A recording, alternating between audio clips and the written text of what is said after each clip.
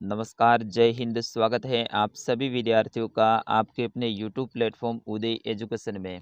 विद्यार्थियों, आज के इस वीडियो में लेके आया हूँ वार्षिक परीक्षा सत्र 2023 की दृष्टि से इम्पोर्टेंट कक्षा 7 का विज्ञान विषय का पेपर, जो कि आपके आने वाले वार्षिक परीक्षा की दृष्टि से वेरी वेरी मोस्ट इम्पोर्टेंट रहेगा और आप सभी विद्यार्थियों के लिए ये वरदान साबित होने वाला है। तो आपसे निवेदन रहेगा, वीडियो को अंत तक देखिएगा, वीडियो को लाइक और चैनल को सब्सक्राइब जरूर कर दीजिएगा। विद्यार्थियों, ये पेपर आपके लिए बिल्कुल रियल पेपर साबित होने वाला है, क्योंकि ऐसे ही प्रश्न आपके एग्जाम में भी पूछे जाएंगे और आपके एग्जाम की दृष्टि से वेरी वेरी मोस्ट इम्पोर्टेंट जो प्रश्न हैं उन्हीं प्रश्नों को मैं लेकर आया हूं। तो आप वीडियो को अंत तक देखिएगा और सारे प्रश्नों के उत्तर भी मैं साथ में लिखकर आया हूं ताकि आपको अच्छे से याद हो जाए।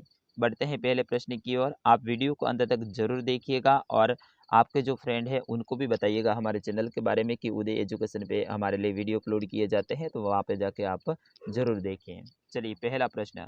फसल कटाई के बाद में मृदा में कमी हो जाती है, ऑक्सीजन, नाइट्रोजन, हाइड्रोजन, सल्फर। तो विद्यार्थियों, इसका सही आंसर क्या होगा? फसल कटाई के बाद में मृदा में किसकी कमी हो जाती है?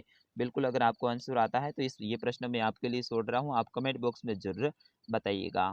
आगे वाले जितने भी प्रश्न हैं उनके उत्तर मैं जरूर बताऊंगा। चलिए, दूसरा प्रश्न है कि उन संसाधनों का अंतिम चरण है, उन है वो संसाधनों का अंतिम चरण क्या होता है? तो ये होता है रीलिंग। ऑप्शन नंबर स रहेगा इसका सही आंसर। बढ़ते हैं अगले प्रश्न की ओर।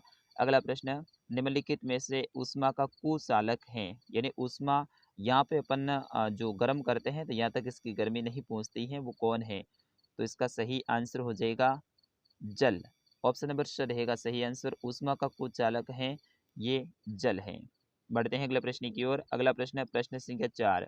रासायनिक परिवर्तन है, बल्ब का जलना, पंखे का चलना, जंग का लगना, बर्फ का पिघलना। तो रासायनिक परिवर्तन की बात हो रही है, तो इसमें ऑप्शन स रहेगा जंग का लगना, ये एक रासायनिक परिवर्तन है। बढ़ते हैं अगले प्रश्न की ओर। हरे फेफड़े कहलाते हैं, बिल्कुल हरे फेफड़े हैं वो वनों को कहते हैं। किसको कहते हैं? वनों को कहते हैं। तो ऑप्शन नंबर अ रहेगा इसका सही आंसर।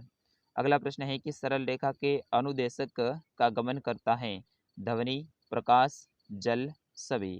तो सरल रेखा के अनुदेशक का गमन है वो प्रकाश करता है।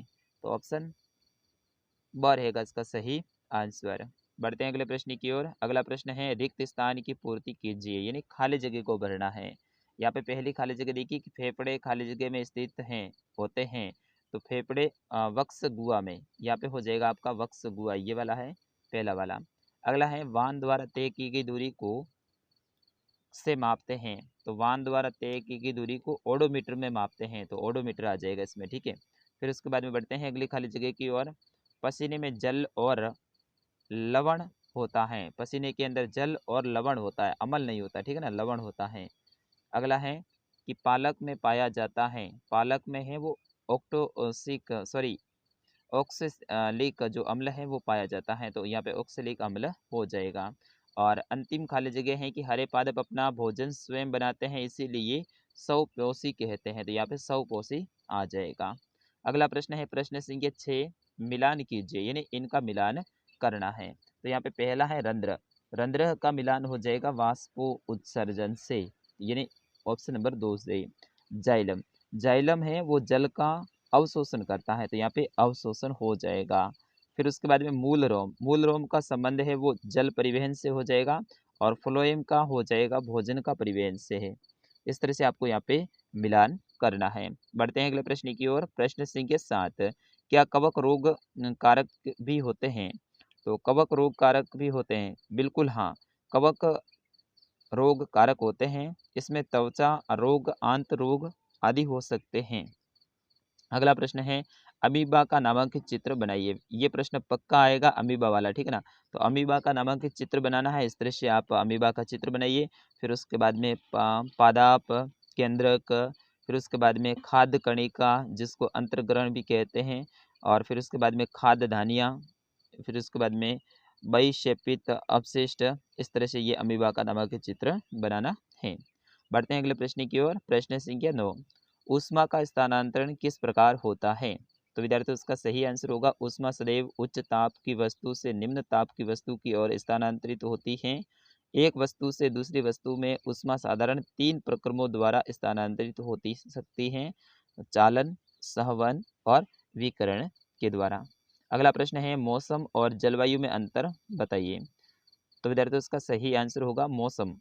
किसी स्थान पर तापमान, आर्द्रता, वर्षा, वायु वेग आदि के संदर्भ में वायुमंडल की प्रतिदिन की परिस्थिति उस स्थान का मौसम कहलाती है।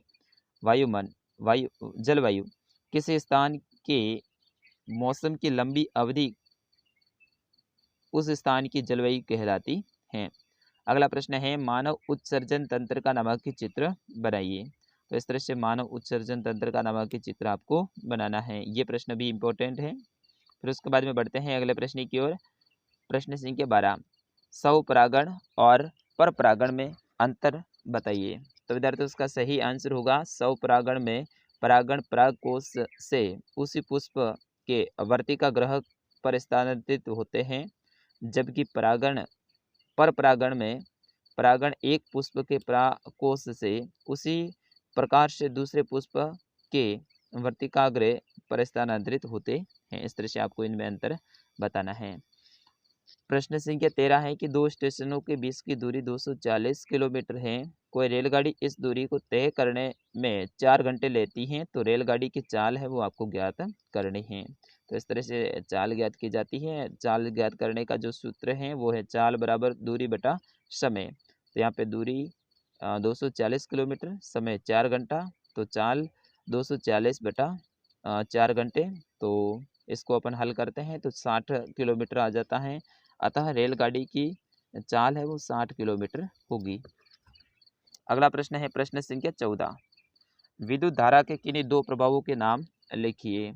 तो विद्युत धारा का तापीय प्रभाव और दूसरा हो जाएगा विद्युत धारा का चुंबकीय प्रभाव। दो प्रभाव की बात हो रही है तो ये दोनों याद रखेंगे, तापीय प्रभाव और चुंबकीय प्रभाव। अगला प्रश्न है कि उत्तल लेंस और अवतल लेंस में दो अंतर लिखिए। तो विद्यार्थियों इसका सही आंसर होगा उत्तल लेंस किनारों की अपेक्षा बीच में मोटे होते हैं तथा ये वास्तविक प्रतिबिंब बना सकते हैं, जबकि अवतल लेंस से बीच की अपेक्षा किनारों पर मोटे होते हैं तथा ये सदैव आभासी प्रतिबिंब बनाते हैं। अगला प्रश्न है प्रश्न संख्या 16 स्वच्छ भारत मिशन क्या है। तो विद्यार्थियों इसका सही आंसर होगा वर्ष 2014 में भारत सरकार ने स्वच्छ भारत के नाम से एक नई मुहिम शुरू की, जिसके अंतर्गत कई अभियान शुरू किए गए, जैसे प्रत्येक व्यक्ति के लिए शौचालय सुनिश्चित करना और मल अवशिष्ट का उपयुक्त निपटारा करना आदि। यहाँ पे 2016 लिखा है, ये मिस प्रिंटिंग हुआ है। स्वच्छ भारत मिशन है ये 2014 में शुरू हुआ, ठीक है ना, तो आप 2014 याद रखोगे। अगला प्रश्न है विद्युत बल्ब एवं विद्युत शेल के प्रतीकों का उपयोग करके एक विद्युत परिपथ का परिपथ आरेख खींचिए। तो इस तरह से आपको इनका परिपथ आरेख खींचना, इस तरह से बिल्कुल ये इजी है, कैसे लाइट है वो आगे बढ़ती है। और प्रश्न संख्या 18 है हीमोग्लोबिन क्या है और ये क्या कार्य करता है। तो हीमोग्लोबिन लाल रक्त कोशिका में पाया जाने वाला एक लाल रंग का वर्णक है। कार्य इसका ये होता है कि ये ऑक्सीजन को अपने साथ संयुक्त करके शरीर के सभी अंगों में और सभी कोशिकाओं तक परिवहन करता है और इसकी कमी होने पर कोशिकाओं को कुशलतापूर्वक ऑक्सीजन प्रदान करना कठिन हो जाता है और इसकी अनुपस्थिति इनकी उपस्थिति के कारण ही रक्त का रंग है वो लाल होता है।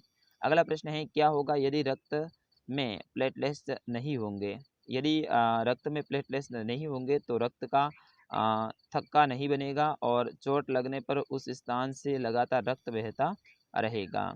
अगला प्रश्न है समझाइए कि मृदा कैसे बनती है। तो पवन जल और जलवायु की क्रिया से सेलों के टूटने पर मृदा का निर्माण होता है और इस प्रकार शेल कण और ह्यूमस का मिश्रण मृदा कहलाता है।